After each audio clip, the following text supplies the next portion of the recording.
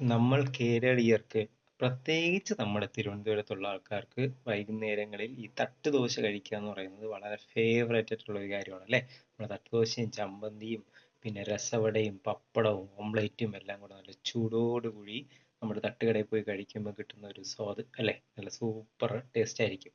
അപ്പോൾ അങ്ങനെ കഴിക്കുന്ന സമയത്ത് നമ്മുടെ മിക്കവാറും തട്ടുകളിൽ നോക്കി നമുക്ക് മനസ്സിലാവും, അത് ആ ചൂടോടുകൂടി ആ ഓംലേറ്റ് എടുത്ത് നമ്മുടെ പാത്രത്തിനകത്ത് വെക്കുമ്പോൾ ഈ പാത്രത്തിന്റെ പുറത്തായിട്ട് ഒരു പ്ലാസ്റ്റിക്കിന്റെ കവർ വെച്ചിരിക്കും. ആ പ്ലാസ്റ്റിക്കിന്റെ പുറത്തോട്ടാണ് ഈ ചൂട് ദോശയും ചൂട് ഓംലേറ്റും ചമ്മന്തിയൊക്കെ എടുത്ത് നമുക്ക് തരിക.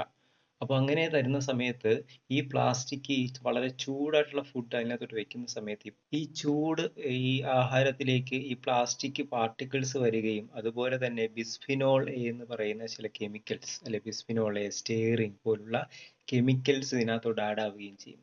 ഇത് കഴിക്കുന്നതിലൂടെ നമുക്ക് ഒരുപാട് ഹെൽത്ത് ഇഷ്യൂസ് ഉണ്ടാകും. അതിൽ പ്രധാനപ്പെട്ടത് ഹോർമോൺ ഇംബാലൻസ് ഉണ്ടാകും. നമ്മുടെ ഹോർമോണിന് വേരിയേഷൻസ് ഉണ്ടാവാൻ സാധ്യതയുണ്ട്. അതുപോലെ തന്നെ ഫെർട്ടിലിറ്റി ഇഷ്യൂസ് ഉണ്ടാവാനുള്ള സാധ്യതയുണ്ട്. പിന്നെ നമ്മുടെ ദഹന പ്രശ്നങ്ങൾ ഉണ്ടാവാനുള്ള സാധ്യതയുണ്ട്. പിന്നെ നമ്മുടെ ബോഡിക്ക് ന്യൂട്രീഷൻസ് അബ്സോർബ് ചെയ്യാനുള്ള എബിലിറ്റി കുറയും. അത് കാരണം നമുക്ക് ന്യൂട്രീഷൻസിന്റെ ഡെഫിഷ്യൻസി ഉണ്ടാവാനുള്ള സാധ്യതയുണ്ട്. നമ്മുടെ ഡൈജഷനെ അത് ബാധിക്കും. അതുപോലെ തന്നെ നമ്മുടെ ഇമ്മ്യൂണിറ്റി സിസ്റ്റത്തെ ബാധിക്കും. ക്യാൻസർ വരാനുള്ള സാധ്യത ഒരു പരിധിവരെ കൂട്ടും. ഇങ്ങനെയുള്ള ഒരുപാട് ആരോഗ്യ പ്രശ്നങ്ങൾ ഉള്ളതാണ് ഈ പ്ലാസ്റ്റിക്. പ്ലാസ്റ്റിക്കിൽ ചൂട് ഫുഡ് എടുത്തു വെച്ചിട്ട് ഫുഡ് കഴിക്കുന്നത്. അതുകൊണ്ട് തട്ടുകടകളിൽ പോയി ദോശ കഴിക്കുന്ന സമയത്ത് പ്രത്യേകം ശ്രദ്ധിക്കുക. നിങ്ങൾ ഉറപ്പായിട്ടും അവിടെ വാഴയില അവൈലബിൾ ആണെങ്കിൽ വാഴയിലയിൽ തരാനായിട്ട് ആവശ്യപ്പെടുക. അല്ലെങ്കിൽ പ്ലാസ്റ്റിക് കവർ വെക്കേണ്ട പാത്രത്തിൽ തരാനായിട്ട് ആവശ്യപ്പെടേണ്ടതാണ്.